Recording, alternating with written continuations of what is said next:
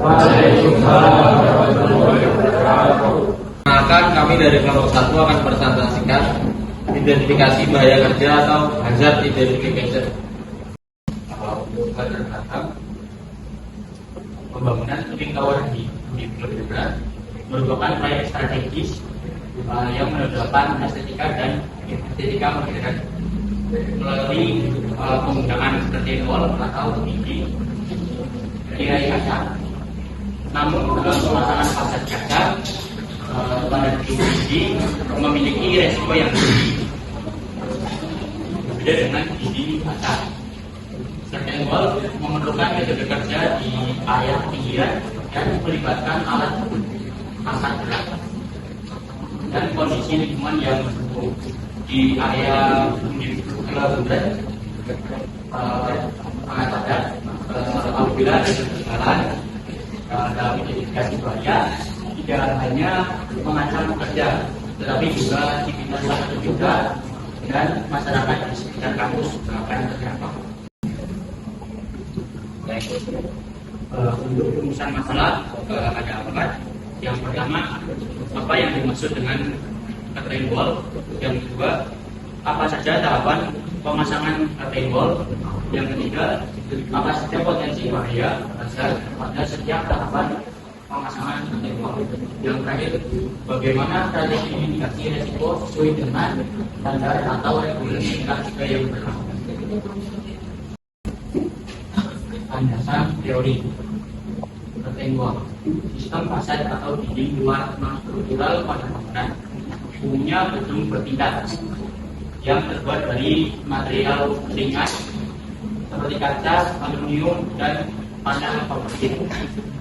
Sistem curtain wall dipasang di luar struktural utama dan berfungsi sebagai pelapis eksterior tanpa menahan beban struktural. Selain memberi tampilan modern, sistem ini meningkatkan efisiensi energi dan pencahayaan alami.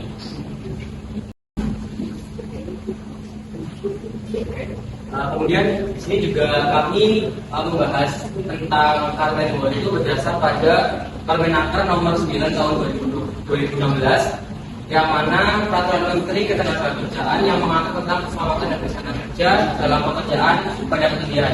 Nah, peraturan ini sangat relevan bagi sektor konstruksi dan teknik sipil karena menetapkan standar wajib untuk mencegah kecelakaan jatuh yang merupakan salah satu risiko tertinggi di lapangan jika dipekerjakan di ketinggian.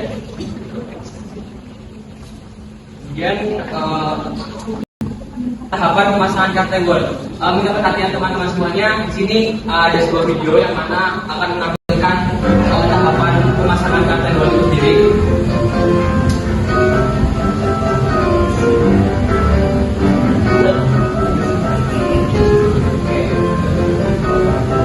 Mulai dari ini area pemasangannya seperti ini, artinya sebagai fasad atau pelapis bangunan yang berwarna biru itu. Nah, ini dimulai dari marking,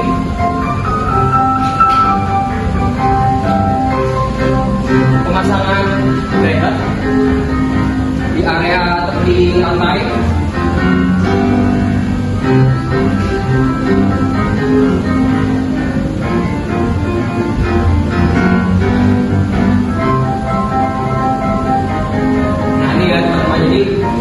tentu teman-teman juga bisa melihat bahwa pekerjaannya itu sangat berisiko karena berada di tepi ketinggian, sehingga nanti akan kami bahas di belakang setelah video ini. Pemasangan aluminium untuk fasadnya itu.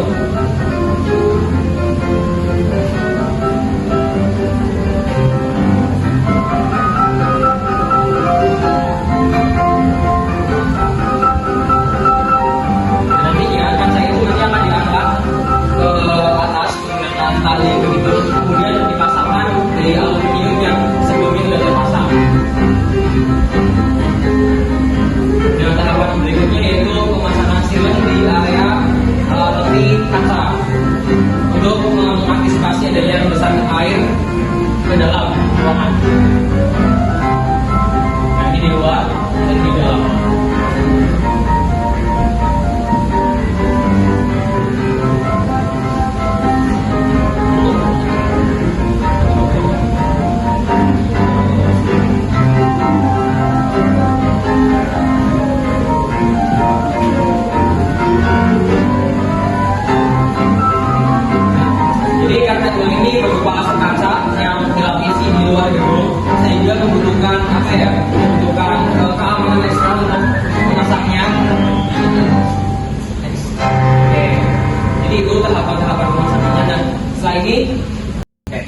Berdasarkan dari video tersebut, kita dapat simpulkan bahwa terdapat 4 tahapan utama dalam pemasangan curtain wall. Yang pertama ada pemasangan bracket, kemudian pengangkatan panel kaca, ketiga ada instalasi fasad yaitu berupa tadi aluminium itu, dan keempat adalah pengerjaan silat. Nah, dari keempat pekerjaan ini terdapat yang namanya potensi bahaya dan resiko. Yang pertama pemasangan bracket. Nah, dilakukan yang pekerjaan yang dilakukan adalah potensi bahaya pengeboran di tepi lantai dengan resiko yang pertama debu dan terjatuh. Kemudian yang kedua ada pengangkatan panel kaca, yaitu potensi bahaya yaitu kegagalan seling atau suction cup, dan resikonya kaca bisa pecah ataupun terjatuh sehingga dapat menyebabkan atau menimpa publik di bawahnya. Kemudian instalasi fasad yaitu angin kencang atau disebut efek venturi, yaitu angin yang melewati celah-celah gedung begitu. Kemudian resikonya yaitu pekerja atau panel terhempas dari ketinggian, hampir sama dengan yang panel kaca tadi. Kemudian ada pengerjaan silen. Nah, di sini pengerjaan silen itu kan di dalam dan di luar ya. Artinya potensi bahaya yang dapat terjadi yaitu penggunaan gondola. Resikonya tali terputus atau malfungsi motor, ayunan berlebih akibat angin. Jadi terdapat beberapa tahapan, yaitu 4 tahapan, dan masing-masing tahapan ini tentu mempunyai resiko dan potensi bahayanya masing-masing. Gitu. Oke, teknik bekerja aman sesuai dengan Permenaker Nomor 9 Tahun 2016, yaitu yang pertama ada pekerjaan pada lantai kerja tetap, yaitu pemasangan dinding atau tembok pembatas pagar pengaman yang stabil dan kuat yang dapat mencegah tenaga kerja jatuh dari lantai kerja. Kemudian yang kedua, memastikan setiap tempat kerja sudah memiliki jalur masuk, akses atau jalur keluar yang aman dan ekonomi. Itu. Selanjutnya akan dilanjutkan oleh Faisal. Oke. Selanjutnya teknik bekerja aman pada lantai kerja sementara. Di lantai kerja sementara ini terdapat 2 bagian, yaitu upaya mencegah jatuh dari lantai kerja sementara dengan menggunakan alat penanganan jatuh perorangan, yaitu dibagi 2. Yang pertama menggunakan tali ulur tarik otomatis. Yang kedua yaitu tali ganda dengan pengait dan peredam kejut. Selanjutnya, lantai kerja sementara dan struktur pendukungnya tidak boleh menimbulkan resiko runtuh atau terjadi perubahan bentuk dan dapat mempengaruhi keselamatan pengguna atau pekerja. Selanjutnya, teknik bekerja aman. Bekerja bergerak secara vertikal dan horizontal. Jadi, dalam bekerja itu bekerja dapat bergerak secara horizontal maupun vertikal. Kemudian, yang pertama, menyediakan alat pengangkut orang atau gondola, seperti gambar yang di ini, seperti ini. Ya, itu untuk pergerakan tenaga kerja menuju atau meninggalkan lantai kerja. Jadi bisa naik turun. Kemudian memastikan setiap pekerja dilengkapi dengan alat penahan jatuh, seperti gambar yang bapak-bapak ini. Mister. Oke, selanjutnya baik secara kolektif maupun alat penahan jatuh perorangan. Selanjutnya, peralatan bekerja pada ketinggian. Alat penahan jatuh kolektif. Yang pertama, berupa dinding atau tembok batas atau pagar pengaman dengan tinggi minimal 950 mm. Kemudian, yang kedua, tersedia pengaman lantai pencegah benda jatuh atau cukup dan memadai. Yang ketiga, berupa jala atau bantalan yang terpasang pada arah jatuhan sehingga dapat menahan benda-benda yang jatuh dari atas ketinggian. Selanjutnya, alat penahan jatuh perorangan atau berkegiatan adalah tipe APD ketinggian yang dipakai pada tubuh pekerja dengan tujuan utama sebagai pengaman pekerja. APD ini bekerja dengan mengaitkan tubuh pekerja dengan sistem pakaret seperti lantai untuk mencegah kecelakaan kerja akibat terjatuh dan ketinggian. Lalu, tali pembatas gerak atau adalah komponen sistem pelindung jatuh yang dirancang untuk mencegah pekerja mencapai tebing berbahaya atau resiko jatuh. Sistem ini menahan masyarakat bekerja agar tidak jatuh. Berbeda dengan pakaret yang menahan setelah jatuh. Kemudian perancang scaffolding. Yang pertama, perancang scaffolding berfungsi sebagai penopang komponen struktur saat masa konstruksi. Selain itu juga sebagai lantai atau akses kerja tenaga kerja. Yang kedua, scaffolding juga untuk memastikan pekerjaan pada ketinggian menggunakan kerangka atau tangga yang memenuhi persyaratan ketiga. Tentunya kerangka yang baik tentu dilengkapi dengan pengaman berupa botol untuk menambah keamanan penggunanya.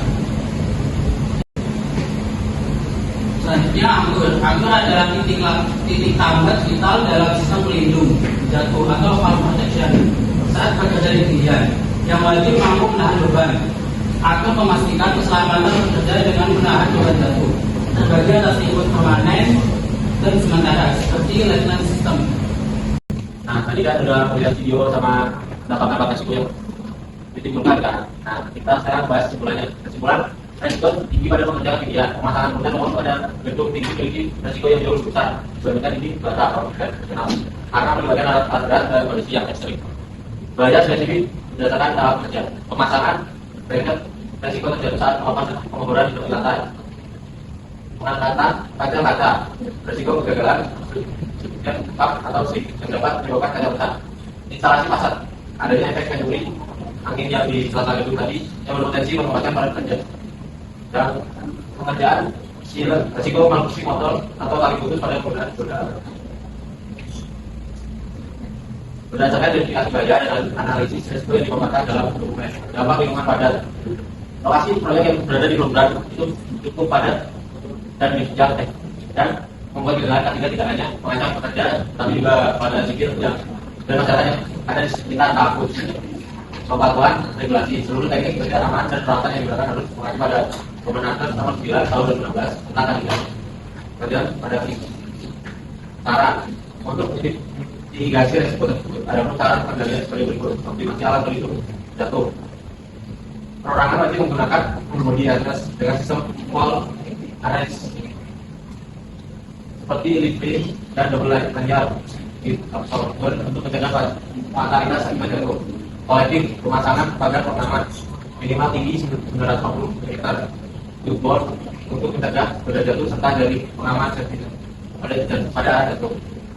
Keamanan akses kerja, memastikan penggunaan berancang scaffolding atau tangga memenuhi persyaratan kerja dan dilakukan akan kewajiban menyediakan kendala yang layak bukti untuk menggunakan tenaga kerja secara vertikal maupun horizontal. Nah, cara yang terakhir untuk mitigasi resiko tersebut ada penguas titik tambah atau angkur. Memastikan angkur sebagai titik tambah sistem pelindung jatuh maupun menahan beban jatuh secara optimal, baik tipe permanen ataupun sementara.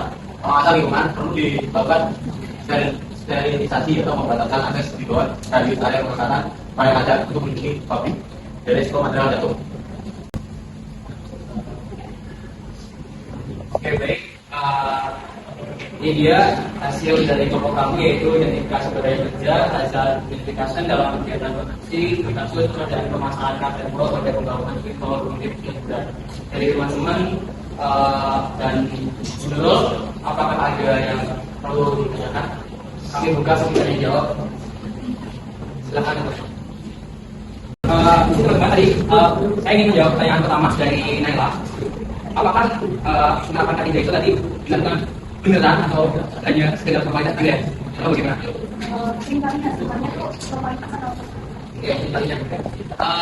Sebenarnya penerapan ketiga di setelah itu harus dilakukan dan wajib agar diterapkan ya di setiap pekerjaan dan harus juga diterapkan oleh para pekerja yang ada di proyek sendiri. Tentu melalui berbagai tahapan yang ada. Misalnya kan kalau di proyek itu kan ada tingkat 3 yang mana melakukan yang kemarin kita pernah bahas juga, yaitu pembuatan JSA, Job Safety Analysis, yang mana nantinya setiap pekerjaan itu dianalisa kira-kira apa saja sih resiko dan potensi bahaya yang akan terjadi, dan nantinya akan bakal dianalisa dan ketiga apa yang harus diterapkan dalam pekerjaan tersebut. Tentu setiap pekerjaan itu kan ketiganya memiliki cara teknikal yang berbeda, jadi tentu itu harus dilakukan karena kalau tidak dilakukan, bila tidak dilakukan itu akan mengakibatkan adanya resiko, yang mana resiko tersebut itu tidak hanya oleh pekerja, namun juga yang pertama masyarakat sekitarnya, gitu. Kemudian ada jadi kerugian material sehingga banyak kerugian yang terjadi nantinya akibat kelalaian tidak menerapkan ketiga. Akhirnya dalam hal ini konstruksi itu menerapkan ketiga.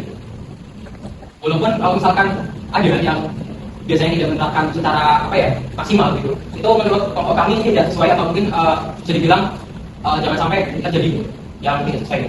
Mungkin itu yang jawaban utama.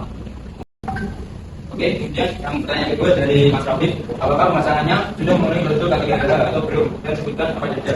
Dari PPT yang kami sajikan dan video yang kami tunjukkan, para pekerja menurut kami sudah memenuhi KTP seperti menggunakan APD, seperti topi, rompi, kemudian tali pengaman, kemudian untuk pemasangan curtain wall menggunakan gondola, terus tadi ada juga yang jari-jari pengaman untuk dindingnya. Dan menurut kami dari dokumentasi yang sudah ada di sini sudah memenuhi dari KTP. Bisa jadi pertanyaan dari Mas Budian, bagaimana prosedur pemeriksaan alat yang digunakan dalam konstruksi? Yang pertama, inspeksi visual, yaitu cek fisik atau alat sama menyuruh untuk memastikan tidak ada kebocoran cairan di koordinat bahan bakar, tidak ada bagian yang retak, tidak ada kencur. Lalu yang kedua, cek fungsi, di mana fungsi tersebut untuk mengecek mesin dan fungsi dasar seperti sistem pengereman, kemudi motor, hidrolik, serta instrumen pada dashboard. Yang ketiga, pemeriksaan keamanan, di mana pemeriksaan keamanan tersebut untuk memastikan alarm Google, lampu peringatan, klakson dan alat pemadam apa dengan apa tidak kami tersedia dan berfungsi.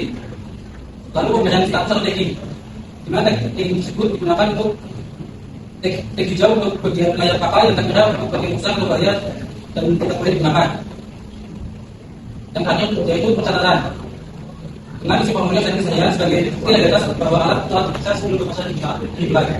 Dapat terjawab? Oke, baik. Ketiga pertanyaan sudah kami jawab.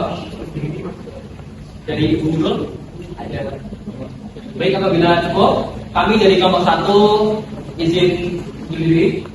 Terima kasih telah memperhatikan dan aktif untuk bertanya terhadap presentasi kami. Harapannya apa yang kami sampaikan di sini bisa bermanfaat untuk kita semuanya dan bisa diambil pengetahuan dan wawasan dari apa yang telah kami sampaikan bersama. Terima kasih. Kami akhiri.